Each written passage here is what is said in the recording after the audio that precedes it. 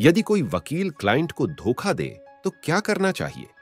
याचिका लगाना या फिर अदालत में मामला दायर करने की जानकारी होना आज की सामाजिक और कानूनी जरूरत है। देश में अदालतों में मामले तेजी से बढ़ते जा रहे हैं। बहुत छोटे मामलों में वकील की जरूरत पड़ी सकती है।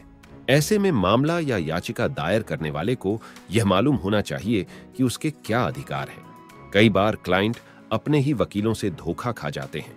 कई बार विरोधी पक्ष तय किए गए वकील के करीबी रिश्तेदार हो सकते हैं। ऐसे में क्लाइंट को यह जानना जरूरी है कि वकील के क्या दायित्व हैं।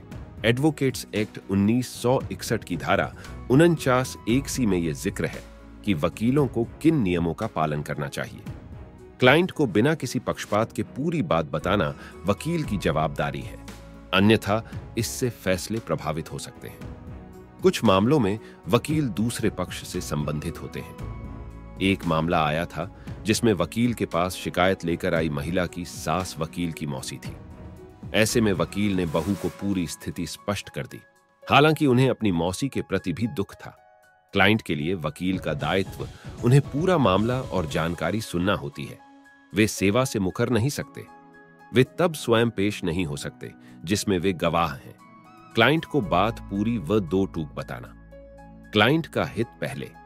अदालत में किसी क्लाइंट का पक्ष रखते हुए वकील का निर्भीक होना जरूरी है, ताकि मामला पक्ष में जाने पर भी उसे कोई प्रभावित न कर सके। किसी भी स्थिति में कोई गवाह या सामग्री नहीं छिपाएंगे। क्लाइंट और अपनी बातें जाहिर न करें। दोनों के बीच आपसी विश्वास का आधार यही है। तलाक के मामलों में कई जानकारियां इतनी व्यक्तिगत होती हैं कि उसे जाहिर करना गरिमा पर चोट पहुंचाने जैसा होता है। वकील जो भी सलाह क्लाइंट को दे रहा है तो उसे किसी और को जाहिर नहीं करेगा। यदि वह इसका उल्लंघन करता है तो भारतीय गवाह कानून 1982 के तहत वह भी जिम्मेदार माना जाएगा। वकील अदालती लड़ाई को अनावश्यक रूप से खींचते रहते हैं। कई बार दोनों पक्ष मामले को हल करना चाहते हैं, लेकिन वकील मामले को आगे बढ़ाने के लिए जोर देते रहते हैं। यह ठीक नहीं माना जा सकता। कोई भी वकील क्लाइंट को छोड़ डालकर किसी अन्य के निर्देश पर काम नहीं कर सकता, न ही क्लाइंट के अधिकृत व्यक्ति के निर्देश पर। यदि संपत्ति संबंधी मामले हैं तो वकील संपत्ति में परसेंटेज बतौर फीस नहीं मांग सकता। यह बार काउंसिल द्वारा अनुमति प्राप्त नहीं है।